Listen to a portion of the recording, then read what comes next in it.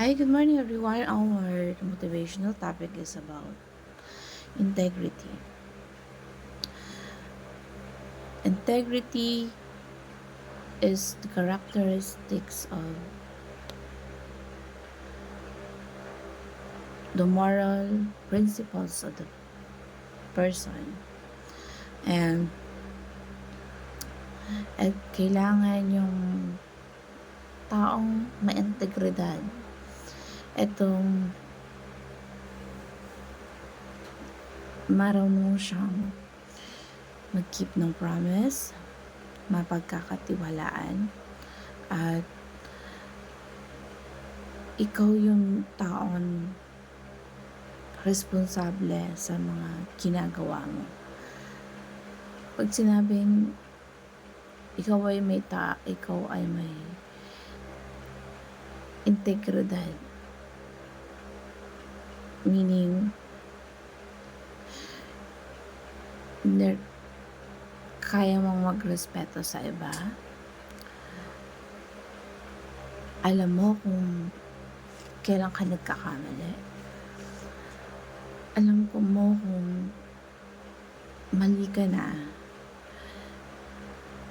at kaya mong panindigan, ina-admit mo na nagkakamali ka din, at ikaw yung parang may responsibilidad sa kung ano man yung ginagawa mo. Ikaw dapat honest ka. Ikaw yung dapat na nakakaalam kung ano yung mga sinabi mo, kung ano yung mga nailabas mo, mga sinasabi na alam mo kung paano panindigan to, at honest ka sa lahat ng sitwasyon. Ibig sabihin, meron kang paninindigan sa mga sinabi mo. Meron kang isang salita. Ikaw ang taong meron isang salita. Maintegridad na tao. So, being a person with integrity, kailangan ikaw yung mapagkakatiwalaan. Halimbawa, kapag may sinabi sa'yo at ito ay confidential, hindi mo ilalabas or hindi mo ipikwento sa iba. Hindi mo kailangan na yung sekreto nung nagsabi sa'yo, i-share mo din sa iba. Kailangan marunong ka mapagkatiwalaan. Pwede kang mapagsabihan ng mga confidential na pangyayari, confidentiality ng isang tao na nagsabi sa'yo kung dapat itong ilihim. Marunong kang mag-keep ng promise. The man with integrity, marunong dapat na tumupad ng mga pangako. At kailangan honest ka. Being honest in all transactions, in all treating others, respect, nire-respeto mo kung ano man yung pinag-usapan niyo, hindi yun makakalabas, at sumusunod ka kung ano man yung naging rules nyo, kung ano yung napag-usapan nyo. Halimbawa, kung nangutang ka ng malaking halaga, susunod ka sa rules na pinag-usapan nyo kung kailan mo ito babayaran. At yun yung kaya nga sinasabi, the man of integrity. Kumbaga, lalaking lalaki ka na mayroong isang salita. So sa mga babae, kailangan ganun din tayo.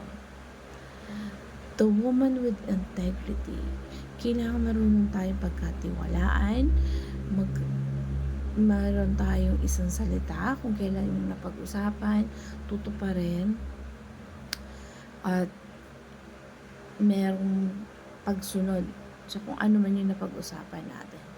Nirerespeto natin yung bawat isa, kung ano man yung mga pinag-usapan natin, hindi ito makakalabas, hindi mo ikukwento sa iba, at meron kayong words of promises na lahat ng mga pinag-usapan ninyo sa inyong dalawa lang.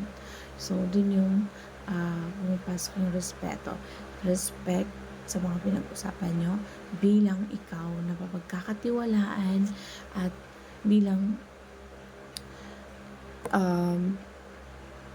binabalyo mo yung mga pinag-usapan ninyo at yung pagkakaroon ng professionalism bilang marunong kang kausapin, marunong kang makitungo, marunong kang makihalubilo, at kaya mong ipakita kung ano ka, since ano yung ugali mo, na kung marunong kang makisama, marunong kang magsabi ng totoo, mapagkakatiwalaan ka, respectful ka. So, kailangan natin yan. Dapat ang isa sa karakter ng isang tao, merong integridad sa buhay. Meron kang credibility na ikaw, meron kang reliability na isa yan sa moral characters ng isang tao, yung pagkakaroon ng integridad, yung kahit wala man nakatingin sa'yo, ganun pa rin yung ginagawa mo, ganun pa rin yung kumbaga kapag ka nakausap ka, ganun pa rin yung sinasabi mo. Hindi yung nakausap ka ngayon, bukas nakalimutan mo na kung ano yung pinag-usapan nyo, at nakalimutan mo na rin yung tao na pinangakuan mo. So, yun yung fundamental virtue bilang taong may integridad. At